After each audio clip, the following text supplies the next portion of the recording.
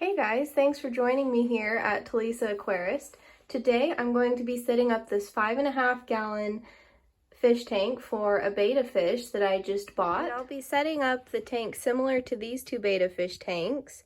This one right here is a 6.5 gallon, this one is a 10 gallon fish tank. These fish tanks have been set up in such a way that they maintain themselves, and that is how I will be setting up the other fish tank.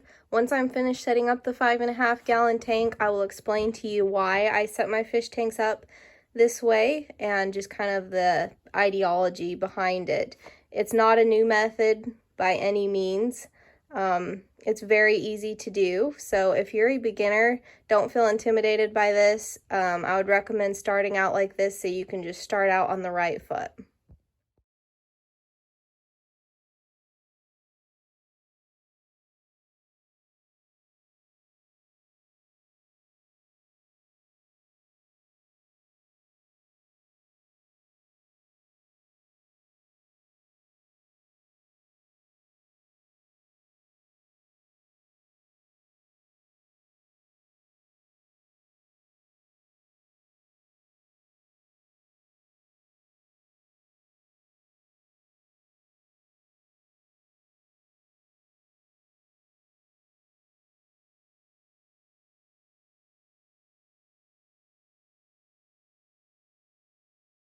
Alrighty, the tank is finished being set up. I've added the heater and the water conditioner. The betta fish has been acclimating, and now I'm going to add him in.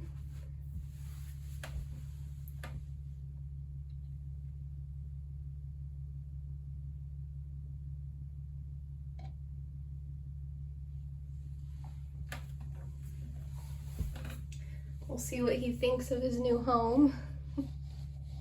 He still needs a name. I'm trying to come up with a name for him.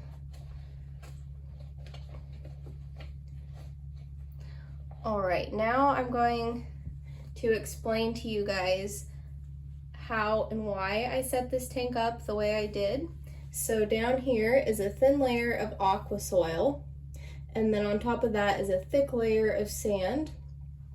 It's basically like a modern day Walstad method. Aqua soil is much easier to handle and just mess with. It's a lot less of a mess also than like dirt or potting soil like the Walstad method would use.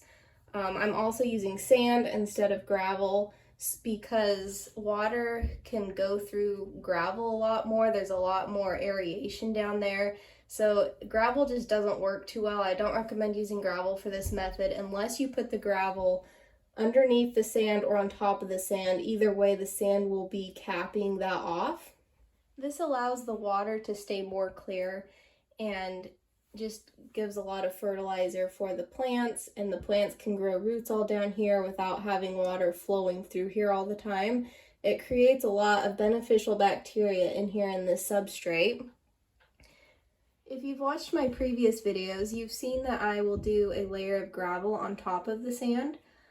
That's not necessary. As you can see, I didn't do it with this tank. I just like having gravel on top because it's easier to work with. Sand moves around a lot when you add more water to the tank and stuff.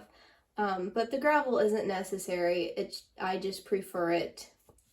Really, the whole purpose for these tanks is to create an ecosystem that plants really thrive in.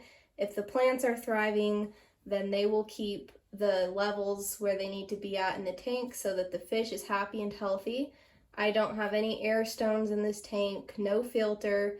I will be doing water changes for a few weeks to a month, and then after that, I will be done maintaining it other than trimming plants and adding water in as it evaporates out of the tank.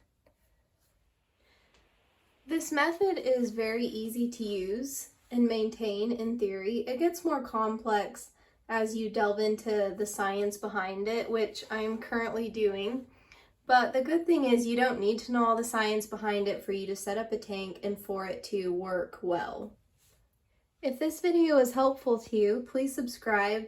I will be sharing more in-depth videos about this method in the future. Thank you for watching.